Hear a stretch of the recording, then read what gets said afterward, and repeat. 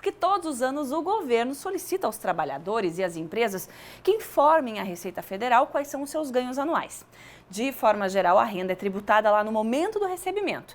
Daí, no ano seguinte, o que acontece? O leão vem, o leão da Receita, avalia o que ele cobrou de você, se é realmente, o que vale, e o que você precisaria pagar conforme o tamanho dos seus ganhos. A declaração de 2020, referente a 2019, tem que ser feita até as 23 horas e 59 minutos cravados do dia 30 de abril. Para tirar todas as nossas dúvidas, está aqui comigo o delegado da Receita Federal em Blumenau, Dr. Daniel Carlos. Doutor, seja bem-vindo, tudo bem? Tudo jóia, boa tarde, Gisele. A gente que agradece a sua presença aqui, porque dúvidas surgem assim aos montes, Eu imagino que o senhor deve passar assim o mês respondendo pergunta. Inclusive, nossa audiência está mandando para a gente. Vamos colocar aqui quem está mandando a pergunta para o nosso delegado. A Kátia mandou: eu vendo docinhos e é a minha fonte de renda extra. Não tenho nenhuma forma de comprovar isso. O que fazer? Na verdade, essa venda, esse faturamento dela é considerado um rendimento tributável. A orientação é que ela faça um CNPJ de microempreendedor individual. Ela poderia estar, assim, abrindo e regularizando essa atividade dela e também regularizando a questão da contribuição previdenciária dela, assim ela teria um benefício no futuro de aposentadoria. Tem isso, então, ela também pode ter esse benefício por fazer essa declaração. Perfeito. Mesmo que esse valor seja pequeno, doutor, porque às vezes complementar a renda não é um valor, um montante que ela acha interessante declarar. Mas isso também pode interferir o valor que ela vende? Sim, poderia interferir. Isso é bem comum, tá, Gisele?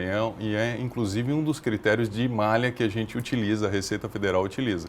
Tá? Então, são esses rendimentos paralelos, rendimentos de aluguel, rendimentos de pensão alimentícia, se somado todo ao salário, e se exceder aqueles R$ 28.559,70, sim, esse contribuinte deve declarar o seu imposto de renda 2020. Tem que partir desse princípio também, esse valor. Desse princípio. Aliás, convido quem está assistindo aqui ao nosso Ver Mais que mande pergunta para o nosso WhatsApp, que é o 98871-9831. Manda que o doutor Daniel está aqui para responder para a gente, tá? Tem mais perguntinha, doutor?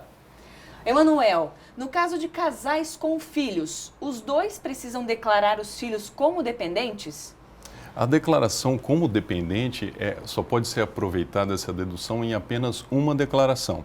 Tá? Tanto faz ou do pai ou da mãe, mas em apenas uma delas. Então, essa dedução do dependente, que pode chegar a R$ 2.275,08, essa dedução só pode ser aproveitada em apenas uma declaração. E tanto faz, pode ser tanto da mãe como do pai, se eles declaram em separado. Certo, então só um deles. Só um deles. Perfeito. Doutor, por que a gente tem que declarar? Por que o governo quer saber o que a gente ganha? O que é feito com esse dinheiro? O que acontece? Por que a gente tem que prestar essa conta para o governo? Porque me parece assim, a gente trabalha, ganha dinheiro, daí ainda tem que prestar conta do trabalho e ainda pagar um tanto. Essa pergunta é muito interessante, tá, Gisele? Porque assim, nesse momento que a gente faz a declaração de ajuste. Então, assim, você teve rendimentos retidos na fonte, você é um assalariado, um trabalhador comum, teve as retenções ao longo, que a gente fala que é uma antecipação do imposto de renda devido, e essa antecipação, nesse momento da declaração, que a gente vai confrontar com as possíveis deduções de dependentes, contribuição oficial, contribuição complementar, instruções com educação, despesas médicas. Então, essas deduções fazem com que diminua o global do valor do imposto devido. Uhum. E aí pode sim surgir até mesmo uma restituição desse imposto ao longo do ano. É o que acontece muito frequente. Tá certo. Então, é importante também para receber de volta aí o valor que de repente foi a mais. Tem mais pergunta aqui, doutor. A Bruna mandou pra gente: quais gastos abatem do imposto de renda? As principais deduções seria a contribuição previdenciária oficial, essa vem no seu informe de rendimento que você recebeu da sua empresa, previdência complementar até 12% do seu rendimento tributável, despesas médicas sem limite, despesas com educação tanto do titular como do dependente, no valor em torno de R$ 3.561,50, essa é a dedução permitida.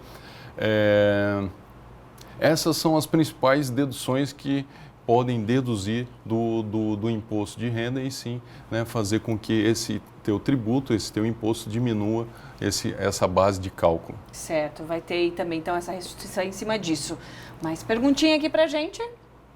A Lourdes Aragão, eu gostaria de saber se uma pessoa é viúva, se casar de novo, perde o benefício do falecido do marido. Tem a ver com o imposto de renda isso, doutor? Obrigada, Lourdes. Isso provavelmente a Lourdes está se preocupando com a pensão dela, né?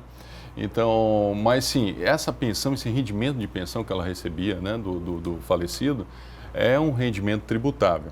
Então, ela tem que verificar nessa pensão se esses rendimentos de 2019 excederam o valor de R$ 28.559,70. Aí sim ela deve fazer essa declaração. Se ela faz essa declaração em conjunto com o novo esposo, aí sim ela tem que incluir nessa declaração em conjunto, os rendimentos todo do casal. Tá? Não pode esquecer disso, que também é um dos critérios de malha. Às vezes a gente, foi a primeira pergunta sobre os dependentes, a gente inclui um dependente e esquece do rendimento deles. E esse é um ponto falho nas declarações de imposto de renda e acaba incidindo em malha. Tá? Então, declarou como dependente, você tem que incluir os rendimentos também daquele dependente. Perfeito. Tá? Mais pergunta aqui da nossa audiência, pode colocar na tela. Zé mandou pra gente, boa tarde. Para quem fez investimento na Bolsa de... Boa, muita gente investindo. Então vamos lá. Para quem fez investimento na Bolsa de Valores, mesmo não atingindo os 28 mil, né, e os números lá, tem que fazer a declaração, doutor? Sim. Quem faz investimento Mas em espera aí, bolsa... agora eu vou colocar uma pergunta no meio da pergunta. Fez investimento, mas o salário lá não atinge os 28 mil lá, né, anuais. Ele tem que fazer mesmo assim, independente? Independente. Então, assim, a Instrução Normativa da Receita Federal 1924, de fevereiro, ela lista todos esses requisitos para, sim, fazer a declaração do imposto de renda. Então, seria a relação de obrigatoriedade. Quem faz operação em bolsas, sim, deve declarar um imposto de renda, independente do salário, dos rendimentos isentos. Rendimentos isentos também, se atingir o valor acima de R$40 mil, tem que fazer a declaração do imposto de renda. Quem, por exemplo, teve propriedades, bens em 31 de dezembro de 2019, também tem que fazer a declaração do imposto de renda acima de R$300 mil. Então, assim, são N hipóteses e a Bolsa, sim, quem faz operações é obrigado a fazer a declaração do imposto de renda. Tem que declarar, Tem que doutor. declarar. Tem mais pergunta aqui? Bom, vamos lá, eu já ia fazer outra pergunta aqui. Maria mandou pra gente, meu esposo não declarou o imposto de renda no ano... Era isso que eu ia perguntar, Maria, olha que sintonia. Não declarou no ano passado e foi cancelado o CPF. Esse mês tem que declarar?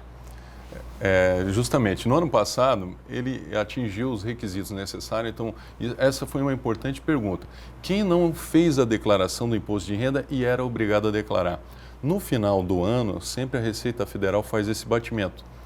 E esses contribuintes entram numa relação de omissos e o que acontece? Acaba gerando uma pendência cadastral no CPF. Não é que o CPF dele foi cancelado, gerou uma pendência de regularização e essa pendência só vai sair do cadastro dele se ele entregar essa declaração.